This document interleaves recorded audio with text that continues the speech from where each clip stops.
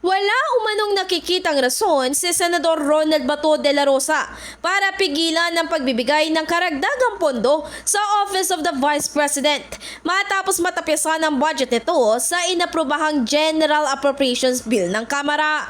Mula kasi sa dating 2.03 billion pesos na original na proposed budget, ang natira na lang para sa OVP ay 733 million pesos. Or not, nagsabi siya ng ganun. Still, that budget of the OVP is needed. Nag-aralan pa namin kung magkano doon sa net na tinanggal nung ginawa yung GAB, kung magkano ang pwedeng i-propose natin to na ibalik. Yan ang pagtitiyak ni De La Rosa sa kabilangan ng mga binitawang manghang na salita ng Vice Presidente laban sa Pangulo at kay House Speaker Martin Romualdez. Samantala, isa raw sa pinagtataka ng senador ang patuloy na pag-focus sa confidential at intelligence funds lang ng OVP. At saka, bakit nila sila nakasiro sa OVP?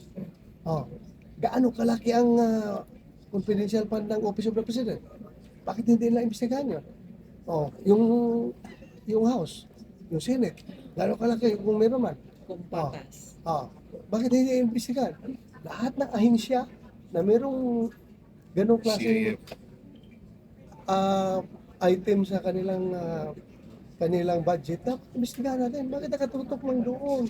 Sa kabilang banda, ayon kay Senate Minority Leader Coco Pimentel, maaaring maapektuhan ng pondo ng OVP. Ito ay dahil sa inasal ng Vice Presidente dahil tila pagpapakita lang daw ito na hindi siya deserving at ang kanyang opisina para sa karagdagang pondo.